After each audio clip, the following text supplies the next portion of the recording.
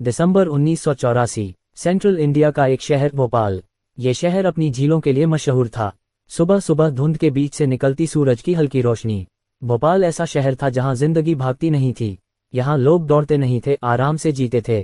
पुराने भोपाल की गलियां पतली थीं, छोटी छोटी दुकानें, मस्जिदों से आती अजान की आवाज, रेलवे लाइन के पास मजदूरों की बस्तियां, और इन सब के बीच खड़ा था एक बड़ा कारखाना, यूनियन कार्बाइड इंडिया लिमिटेड। लोग उसे बस कार्बाइड फैक्ट्री कहते थे। उनके लिए वो सिर्फ नौकरी थी, महीने की तनख्वाह थी, पक्की रोजी रोटी थी। पर उस फैक्ट्री के अंदर एक ऐसी चीज रखी थी जिसका नाम भी ज्यादातर लोग नहीं जानते थे। Methyl isocyanate, MIC। दिखने में साफ तरल, लेकिन हवा में घुल जाए तो जहर। उस रात हवा का कोई रंग नहीं था, पर अगर होता तो शायद सफेद नहीं, हल्का सा धूसर होता, जैसे मौत ने धुंध का रूप ले लिया हो। भोपाल, एक शहर, एक सपना। 1970 का दशक। भारत में खेती की हरी क्रांति चल रही थी। खेती बढ़ रही थी, कीटनाशकों की मांग बढ़ रही थी। बड़ी विदेशी कंपनियां भारत को बड़ा बाजार मान रही थीं। यूनियन कार्बाइड कॉर्पोरेशन, एक बड़ी अमेरिकी केमिकल कंपनी, उन्होंने भोपाल को चुना। कारण साफ थे, देश के बीच में जगह, सस्ता मजदूर, सरकार की मंजूरी, जमीन आसानी से मिलना। शुरू में फैक्ट्री कीटनाशक जोड़ने का काम करती थी, बाद में MIC बनना शुरू हुआ। MIC बनाना मतलब बड़ा खतरा। डिजाइन में सुरक्षा के सिस्टम थे, किताबें थीं, नियम थे, लेकिन कागज और जमीन की हकीकत अलग होती है। 1980 तक फैक्ट्री ज्यादा मुनाफा नहीं कमा रही थी। ऊपर से दबाव आया, खर्च कम करो, और यहीं से असली खतरा धीरे धीरे शुरू हुआ। MIC को ठंडा रखने वाली मशीन बंद कर दी गई। क्यों? बिजली और रखरखाव का खर्च बचाने के लिए। गैस साफ करने वाला सिस्टम आधी ताकत पर चल रहा था। फ्लेयर टॉवर कभी चलता, कभी नहीं। अनुभवी कर्मचारियों की जगह सस्ते नए लोग रखे गए। ट्रेनिंग कम कर दी गई। इमरजेंसी ड्रिल बस नाम की रह गई। कुछ इंजीनियरों ने चिट्ठी लिखकर चेतावनी दी।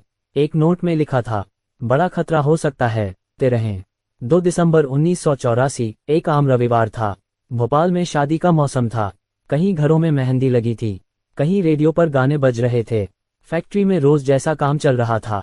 टैंकी 610 में करीब 40 टन MIC भरा था, जबकि 15 टन से कम रखना चाहिए था। टैंक जरूरत से ज्यादा भरा था।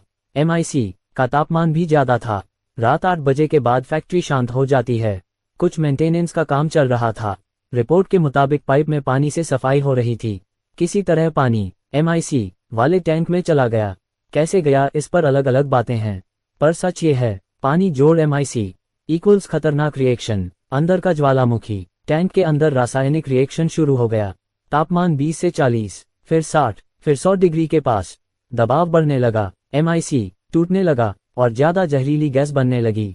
कंट्रोल रूम में मशीनें गड़बड़ नंबर दिखा रही थीं, पर मशीनें पहले से ठीक नहीं थीं। कर्मचारी समझ नहीं पाए, उन्हें लगा छोटी सी दिक्कत है। जब तक समझते, बहुत देर हो चुकी थी। 2 और 3 दिसंबर की आधी रात, 12:40 बजे, प्रेशर वाल्व खुल गया और जहरीली गैस का घना बादल बाहर निकल गया। गैस साफ करने वाला सिस्टम पूरा चालू नहीं था, फ्लेयर टॉवर जुड़ा नहीं था।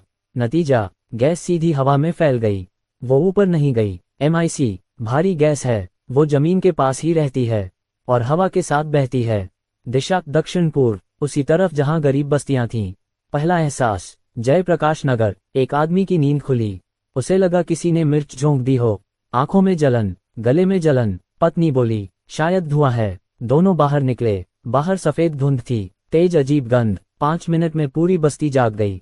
बच्चे रोने लगे, लोग खांसने लगे, कुछ लोग तुरंत गिर पड़े।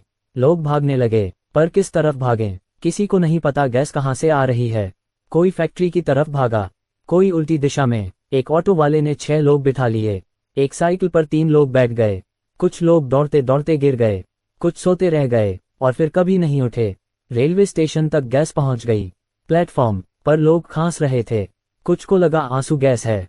घोषणाएं साफ नहीं थीं। कुछ लोग ट्रेन में बैठ गए सोचकर कि शहर छोड़ देंगे, पर तब तक गैस फेफड़ों में जा चुकी थी। हमीदिया अस्पताल। डॉक्टरों ने पहले सोचा खाना खराब हुआ होगा, फिर आंखें देखी, समझ गए मामला गंभीर है। आंखें जली हुई, मुंह से झाग, फेफड़ों में पानी भरना। डॉक्टरों के पास सुरक्षा का सामान नहीं था। उन्होंने मुंह पर कपड़ा बांधकर इलाज शुरू किया। ऑक्सीजन कम पड़ने लगी। मरीज फर्श पर लेटे थे। लाशें गलियारे में रखनी पड़ी। कुछ नर्सें खुद बेहोश हो गईं। एक डॉक्टर ने बाद में कहा, हम अंदाजा लगा रहे थे, उन्हें सही गैस का नाम भी नहीं बताया गया था। कंपनी ने पूरी जानकारी तुरंत नहीं दी। अगली सुबह 3 दिसंबर 1984 सूरज निकला, पर सुबह सामान्य नहीं थी। सड़क पर लाशें पड़ी थीं। कई लोग घर के अंदर ही मर गए थे। जानवर भी मरे पड़े थे। पक्षी तक गिर चुके थे। करीब 2-3 किलोमीटर का इलाका सबसे ज्यादा प्रभावित था। लोग अपने परिजनों को ढूंढ रहे थे। अस्पताल सूची बना रहे थे। एक साथ कई अंतिम संस्कार हुए। आसमान नीला था, पर जमीन पर सफेद कपड़े में लिपटी लाशें ही लाशें थीं।